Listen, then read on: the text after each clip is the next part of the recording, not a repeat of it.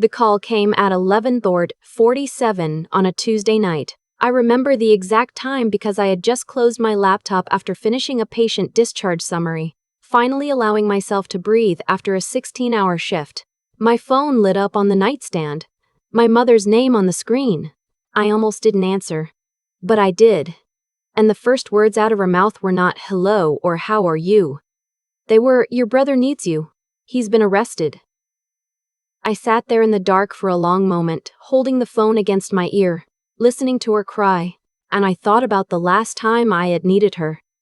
The last time I had called that same number, desperate, falling apart, reaching for something that was never there.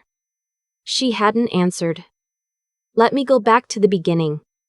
Because this story doesn't start with that phone call. It starts about 27 years earlier, in a 3-bedroom house in Columbus, Ohio, where I learned very early on that love in my family was not distributed equally.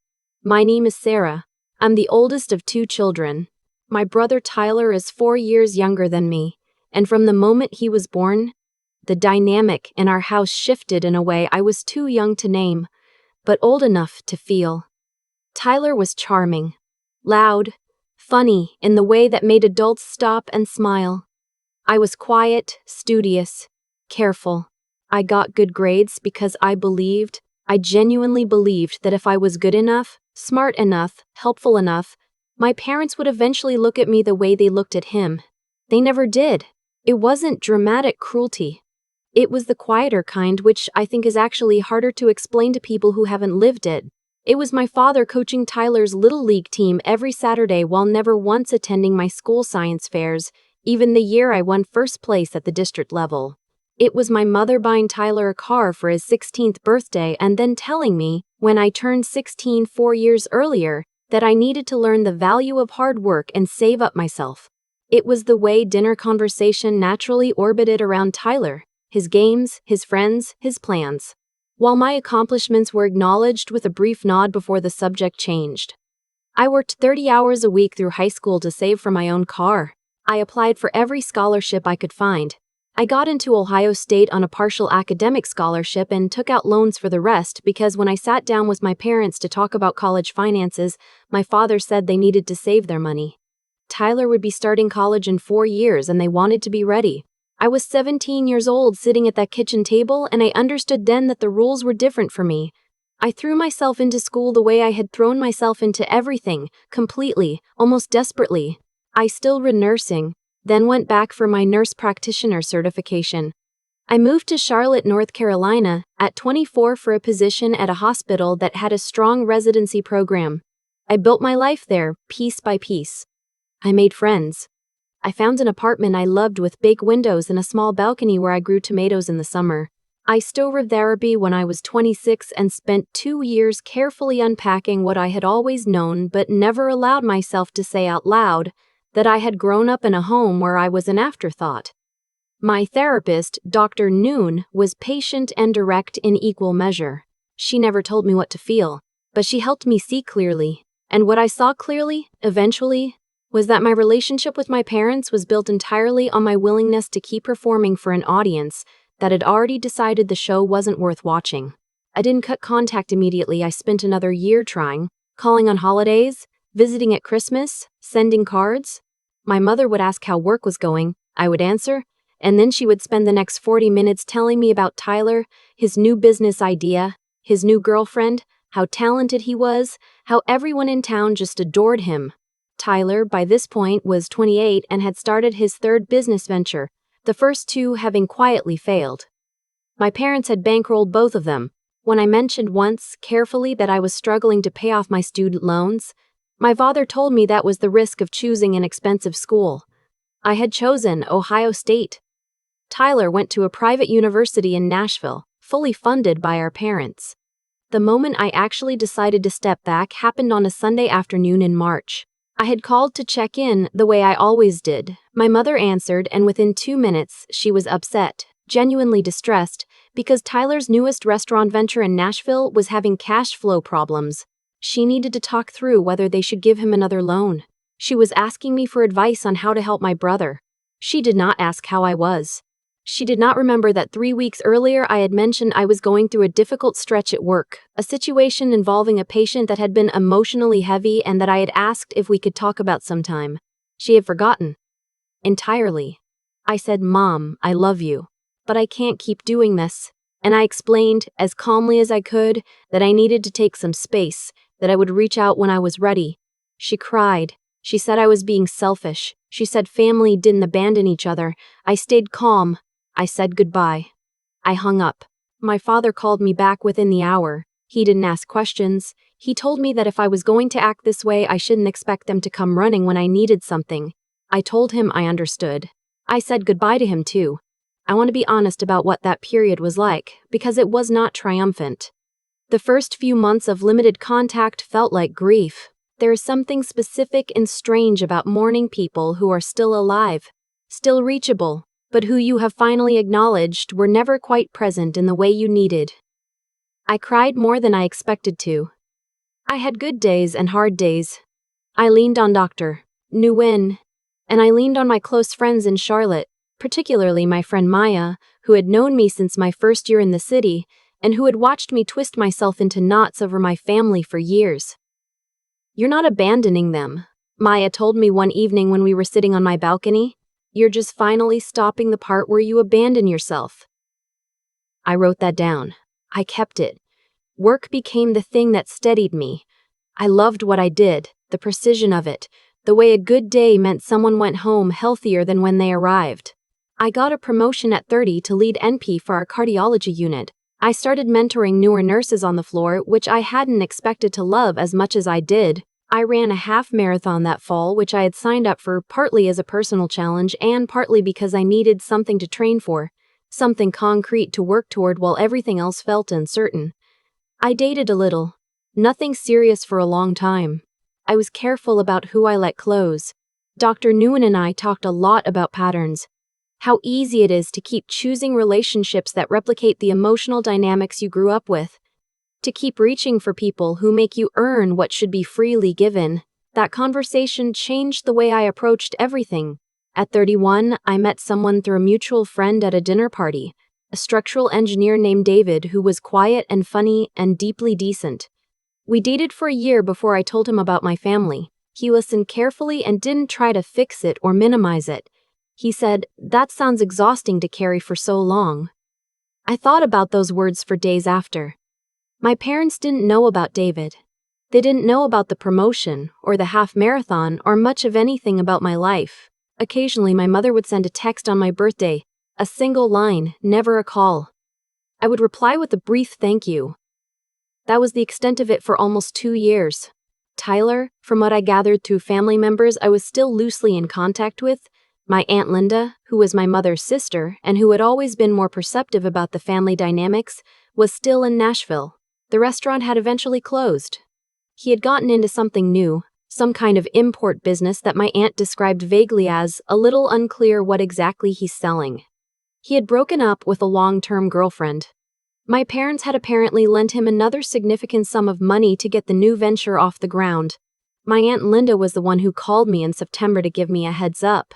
She was careful in how she said it. She told me Tyler had gotten into some trouble, that it was serious, that my parents were not doing well. "What kind of trouble?" I asked. She paused. "The federal kind," she said quietly. 3 days later, my mother called. The call I mentioned at the beginning. 11:47 on a Tuesday night. I answered. She told me Tyler had been arrested. Federal charges related to the import business. She was using words like misunderstanding and, "They have the wrong idea," but underneath the language, I could hear the shape of what was actually happening. My aunt had been more direct. Wire fraud, customs violations, potential money laundering charges. Tyler had been running something that was significantly more illegal than an import business. My mother was crying hard by the time she finished explaining. Then she said the part I had been waiting for. The part I think I had known was coming from the moment I saw her name on my screen. "We need help, Sarah. We don't know what to do. We need a good attorney, and we've already spent so much. And you're in healthcare, you know people. You're resourceful. You've always been the responsible one." I let her finish. Then I said, "Mom, I need to ask you something first, and I need you to really hear me." She said, "Okay." "When I called you in February 3 years ago, do you remember that call?" Silence. I had just found out I might be losing my apartment because my building was being sold. And I was dealing with a really hard situation at work, and I was not doing well. I called you and asked if we could talk and if there was any chance you could help me with a month's rent as a loan while I figured things out. Do you remember what you said? More silence. You said you couldn't. You said money was tight. And then you told me about Tyler's restaurant for 20 minutes. I heard her breathing. "I'm not saying this to hurt you," I said. "I'm saying it because I want you to understand where I'm standing right now. I have built my entire life, my career, my stability, my savings, without any help from you or Dad. Not because I didn't want it, because it wasn't available to me. And I made peace with that. I genuinely did." She started to say something. I kept going. "I'm not going to pretend I don't have resources or that I can't make some calls. I can. But I need you to understand that if I do this, it's not because everything that happened before doesn't matter. It matters. It will always matter. And I think for the first time in my life, I need you to acknowledge that before we talk about what comes next." There was a long pause. The longest pause I had ever experienced on a call with my mother. And then she said, very quietly, "I know we didn't always treat you fairly, Sarah. I think I've known it for a long time." It was not a full reckoning. It was not an apology that covered everything or said it all perfectly. But it was the first honest thing my mother had said to me in years, maybe ever. And I felt something shift. Not disappear, not resolve, but shift. I told her I would help. Not because they deserved it, not because everything was suddenly fine, but because I had worked hard to become someone who made decisions based on my own values, not on what had been done to me. I didn't want to withhold help out of bitterness. That wasn't who I was trying to be. But I was clear about the terms. I would make 2 calls to attorneys I knew through hospital networks. I would pass along names and recommendations. I would not be managing the situation. I would not be funding anything. I would not be the person they called at midnight going forward every time something went wrong. My father got on the phone at some point. He was quieter than I expected. He thanked me. It was stiff and brief, but it was real. After I hung up, I sat in my kitchen for a long time. David was traveling for work that week, and I was alone. I made tea. I sat with everything I was feeling, which was complicated and layered and not any single clean emotion. There was sadness. There was something that might have been relief. There was a tiredness that went deep, the kind that comes from carrying something for a very long time. I texted Maya, "I talked to my mom tonight. I'll tell you everything tomorrow." She responded immediately with just, "I'm here." I went to see Dr. Nguyen the following week. I told her everything. The call, what my mother had said, how I had responded, how I was feeling now. She listened the way she always did, fully and without rushing toward conclusions. "How do you feel about what you did?" she asked. I thought about it. "Like myself," I said. "Like I handled it the way I wanted to, not the way the situation was trying to force me to." She nodded. "That's worth noticing." Tyler ended up with a defense attorney through one of the contacts I passed along. The case is still ongoing. I don't know how it will end. I'm not closely involved in the details. My mother texts me occasionally now, not just on birthdays. Sometimes it's small things, a photo, a question about something she saw in the news about healthcare. It's tentative and imperfect, and I'm not sure where it goes from here. My father called once, unprompted, to ask how I was doing. The call lasted 6 minutes and was mostly awkward, but he asked. That was new. I don't have a neat resolution to offer. My family is not suddenly transformed. The years of feeling like I was on the outside looking in do not disappear because of one honest conversation at midnight. I think healing is slower than stories usually suggest.